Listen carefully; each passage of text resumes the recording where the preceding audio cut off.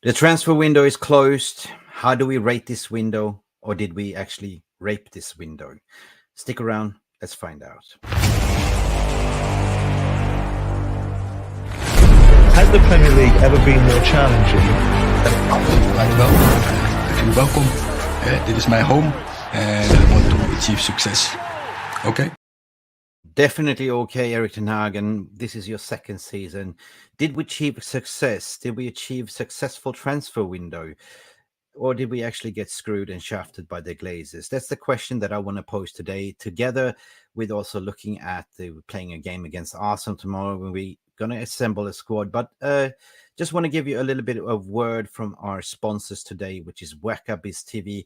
Perfect opportunity if you're going to watch the Arsenal game today. So Wakabiz TV is our proud sponsor, and we are certainly endorse them. Have a look and download it, a free trial for 7 days. This broadcast is proudly sponsored by Waka TV. Welcome to Waka TV. Now, Waka TV is a live TV and on-demand platform that gives you over 150 national and international channels with 60,000 movies. Now, Waka TV also gives you your favorite TV shows all combined in one single app. You don't have to pay for HBO, Netflix and all that jazz. But hang on, if you are a football fan, because obviously you're watching Mufc Realist TV, you get all the sports channel across the world. Meaning Sky Sports, beIN Sports, everything, so you never miss any Premier League game, La Liga, whatever you like. And also the latest movies and trendy series, documentaries, culture and kids channels, among many others. At this stage, this app is compatible with the following Android devices: TV Box, TV Stick, Skyward Smart TV, Chromecast with an Android TV. But further development is coming for mobile phones as well. So guys, this is a bargain steal. Before, just go and download it, because they will give you a 7 days free trial. Try before you buy it. Otherwise, you pay only $8 per month. Now that is seriously wacko. Really, $80 per month or $8 per month, you get everything into one single app. It is a done deal. Here we go. Oh, and I almost forgot the most important thing. It is high definition, high quality, zero lagging. It is simply amazing. Go check it out, download it, try free plan. The links is also in the video description. This has been Mick from Mufc TV, proudly sponsoring and endorsing Waka TV. This is certainly Waka. I just personally installed it today and tried it. Crystal clear. Give the boys a try. You get 7 days free trial, and it is amazing. Basically, you got the links in the video description. Waka TV Biz, go check it out. But let's get right into what we have to analyze: the transfer window, the ins and outs. Has it been a successful window for Erik ten Hag, his second season around, or has it been a rape from the Glazers? It's been some numerous contradiction reports in social medias, what global fan base is saying. I mean, looking at it from a retrospective, the day after, 7 ins, 23 outs, 4 loans, in total 27 outs. That is looking like we are talking about stats and figures in a, a transfer mark, or, rate. That's football statistics. But for me, end of the day, when you think about it, you're looking at the ones that came in. We saw Mason Mount in the early season. There's a lot of controversial people were asking, why did we recruit in a Mason Mount? He's such a shit player. But hang on a second. Mason Mount, according to my opinion, what I was saying and deluding before, will never work in a midfield system where he will play alone. So there was always meant to be another midfielder signing, and that was absolutely an Amrabat that came in late as well. So also we signed Andrew Onana, which is a game changer itself. It's kind of defines how we're going to play this season, playing up from the back with the striker of Rasmus Højlund that we haven't seen as of yet. But hopefully we will get a start of Rasmus Højlund on Sunday against Arsenal. So we will dive into the lineup, my predicted lineup as well. But yeah, and also I almost forgot about Altay Bayandi, the secondary goalkeeper that we signed, and also Oloni due to the injury of Luke Shaw with Sergio Reguilon. Sergio Reguilon was somebody we were heavily linked with Ole Gunnar Solskjaer that I rated highly back in 2020. And I still believe that we can get a tune out of Sergei Reguilon within the 6 months that we have him on loan. So I'll back this one up. Definitely back this one. Sergio Reguilon is a prolific left back, very technical, very good in bombing form when he's on form. The one that I don't really agree with, but I kind of understood, is Johnny Evans as 35-year-old centre back. But that kind of gives you a little bit of an indication that, yeah, this is the big into Harry Maguire that we couldn't sell. And perhaps that was the Glazers that kind of blocked the sell, because, hey, we bought him for 85 million and Glazers simply don't want to release them for 30 million. So, and the starlet that came in late yesterday, that everyone was crying out for, Sofian Amrabat. The importance of Sofian Amrabat, people, it is, when you look at him, he is more of a number 6, somebody that can pick up the ball, play like, the center half. In a certain ways, when you look at how we're going to play, he will release Casemiro. Casemiro, we've seen, can be utilized more of a box-to-box midfielder. Casemiro going forward is a potential threat. And Sofian Amrabat, being that destroyer, being that Sofian Amrabat that everyone's been watching compilation videos, that is a mouth-watering concept to see. Of course, we saw De Gea leaving. We saw Fred leaving. Telles being out. Charlie Savage joined the Reading A on a move, as per agreed. Anthony Alanga went on a permanent transfer to Nottingham Forest. Will Fish returned to Hibernian for a sexual loan in the Scottish outfit. Iqbal we sold for less than a peanuts, less than $1 million. Bjorn Hardley went out for a permanent move to Utrecht, Netherlands. Ethan Laird signed up for Birmingham City. Ethan Galbraith, Deshaun Bernard also, Nathan Bishop, Mateo Kovard, so many more, Brandon Williams. But if we do summarize it, like, in an easiest layman's term, I like to do this instead, people. Let's just zoom in on this picture and just put our logic hats together, all right? So the permanent ins, Altay Bandir, Fenerbahce, Johnny Evans, free agent, Rasmus Højlund, Atalanta, Mason Mount, Chelsea, Andre Onana from Inter. Wow. The loans that we got, Sofian Amrabat, that is a loan with an obligation to buy. We paid 10 million, and we're bound to pay 20 millions next season if we want to keep him. Sergio Reguilon, 6 months move from Tottenham. So that's, in conclusion, 7 ins, people. Now we trim down the wage bill because David De Gea also went. The permanent outs, this is a massive list, and I've never seen such a massive outgoing list. It's been 10 years at least.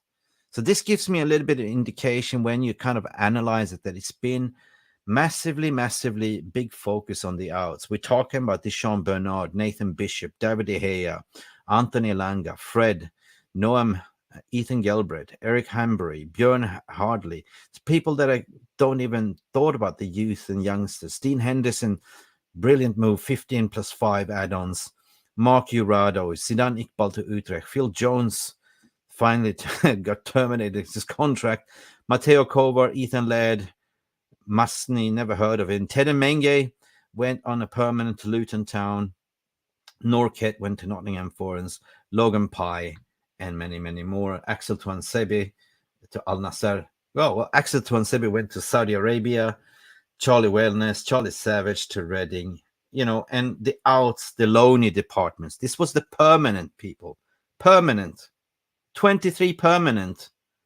And 4 outs, which means Will Fish, Mason Greenwood got his moon to get tough in Spain, Charlie McNeil, and Brandon Williams, people. Brandon Williams. So let that sink in. For me, if you look at it that way, that is a big business for Manchester United. I was just a little bit deflated after yesterday, only 7 ins. But when you look at it, 27 outs. Wow. 27 outs, people. When was the last time we saw this happening? All right. A lot of people look at the ins as a major, improvement or measurement stick of how we actually, did in the summer window. But 27 outs, people. This means that we actually cut the wage bill by over 60 million pounds, right? I haven't yet calculated the overall net spend, but there's certain things that Donny van de Beek didn't get his move, so we're still stuck with Donny. I really hope that Donny gets his chance. Eric Bailly, nobody really wants him. I don't know what's going to happen with Eric Bailly.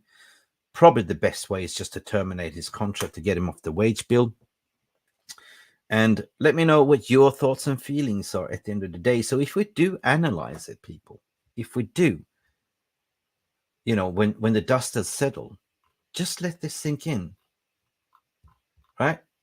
7 ins, right? Permanent outs, 23, and 4 out on loan. Wow. Bada bing, bada bush. Now, I don't want to rate this window as of yet, you know. A lot of people say I will rate this window. I would say that I rather wait till the January window to see, like, you know, the output of this. Only then it feels right to sort of rate this window. Basically on the signings that you signed in, is it going to work? Was it a mistake to let go of certain players or not? And when I say rape this window, it's that, you know, I'm going to be very blunt here to say that Ten Hag was giving a bad hand. Like, you know, Glazers is about to sell the club. Glazers are not willing to invest any more penny. Basically, this transfer window was borrowed money, was credit for Bank of America. We saw that we were bankrolling everything. You know, if Glazers are selling the club, they're not going to give you more money. Simple as that. And then we were stuck with some injury blows at the end of the window that we had to jog along, and we have to sign up movers and shakers and scrape the window. You know, we had the deal of Cucurella aligned, but, you know, simply Chelsea wanted to have extra money. It was reported 7 million. We were haggling down to 5, and we actually just needed to have a center, you know, left back, centre back for 6 months due to the injuries of Luke Shaw and Malacia that is due to return back after Christmas. But Chelsea wanted to have him for 12 months. So we moved away for a cheaper option because the key marquee signing, basically we were scraping the barrel, we were stint. So we were saving that money because Matt Hargreaves went all the way to Atalanta to finalize the deal for Sofyan Amrabat that literally went on a strike. You know, I would say that Sofyan Amrabat helped us to get this over the line. If the player doesn't want to move to any other club, he handed in a transfer request. It is a tap in for Manchester United. You know, Fiorentina wanted to have big money for him. They wanted to cash in. But what did we manage to do? We forced the hand to accept a loan deal with an obligation to buy 10 million up front with an obligation to buy next season, 20 million plus 5 add-ons in total. So coming around next season, we're only paying like 10 million now and 15 million. That is a bargain. That is a steal.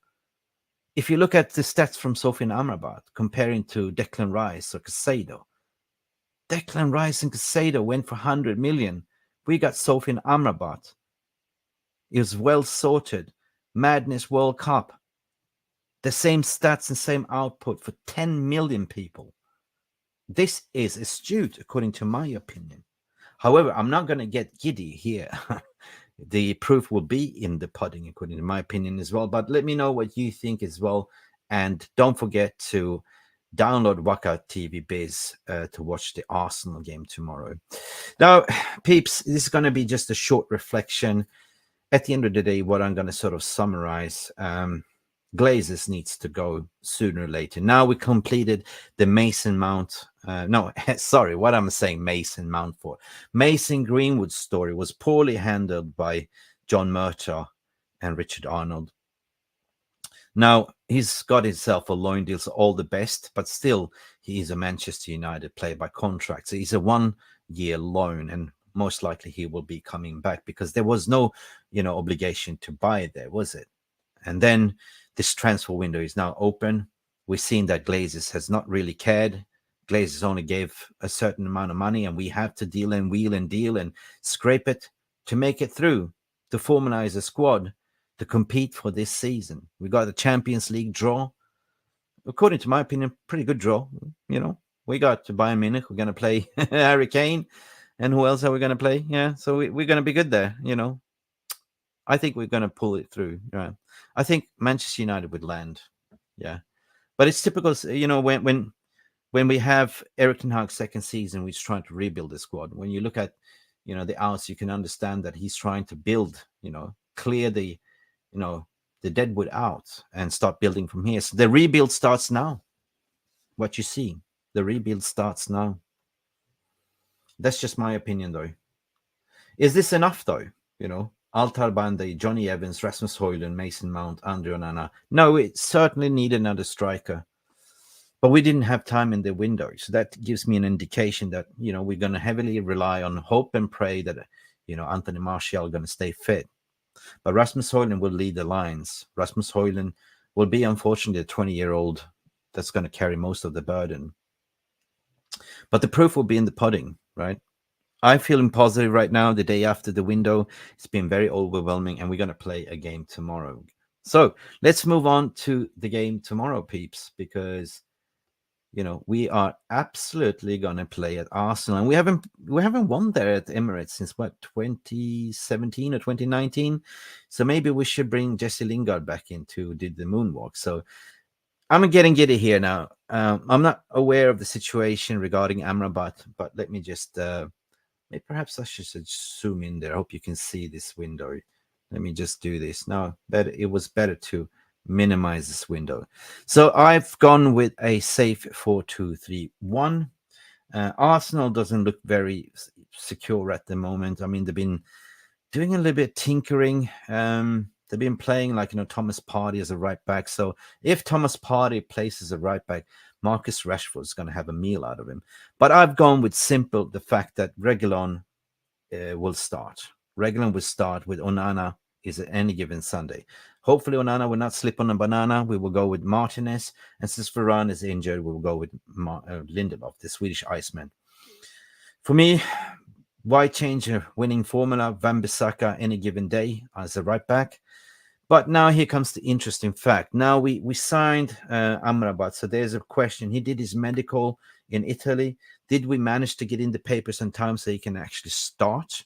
He's been training by himself. He's been keeping himself fit.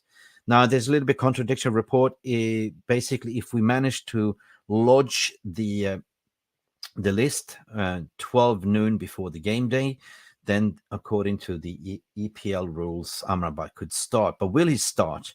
Now, I'm being a little giddy here. I've been putting him in the lineup because I want to see this lineup happen. But my heart says yes. My mind says probably not. It's probably going to be an Eriksen there. But, let's say it's just fantasy and wishful thinking. So I will go with this midfield for now. And Amrabat alongside with the Casemiro. And I see then if that's the case, Amrabat is going to take on this number 6 role to play a little bit deeper and to liberate Casemiro to go more box to box and provide a little bit more of a goal threat. On the left wing, I see Rashford coming in. Bruno Fernandes is the captain. He's got to start as a number 10. Ten Hag will not tinker. He always goes with his star boy, which is Anthony. And we saw the press conference. He was giggling like a boy over Christmas that was just given and gifted his birthday present. Rasmus Højlund will probably start. This is my lineup, people. This is what I think. But at the end of the day, we've been sitting here so many times and doing this lineup and never got it right. I think I got 3 right of the last season. And in terms of the score prediction, let me know in the comments below what your score prediction will be and what this lineup, your lineup will be. Anyway, this is my fantasy lineup, and hopefully we will see if I'm wrong. You can click.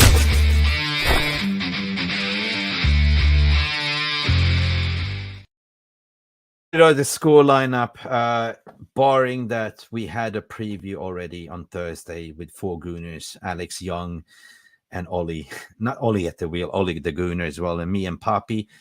I said, my heart is saying 3-1 United.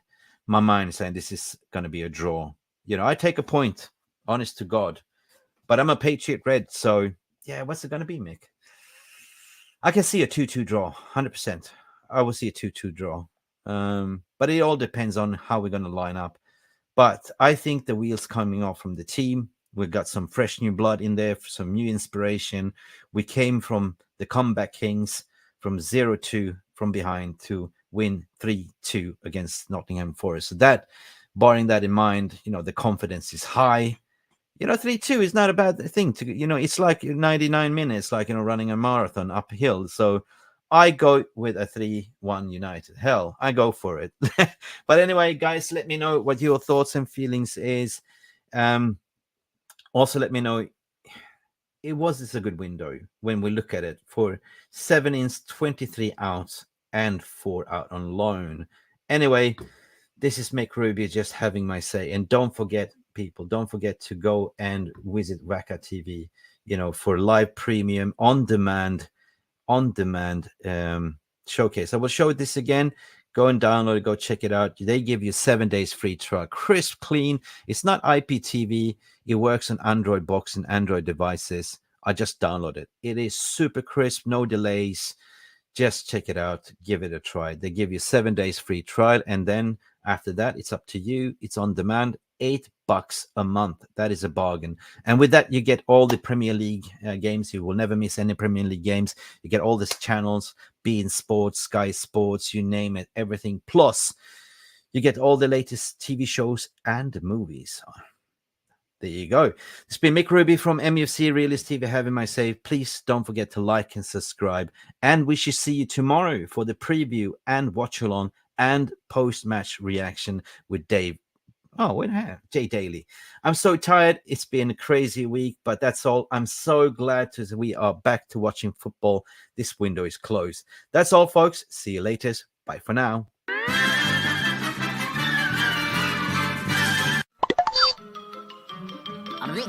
That's all, folks.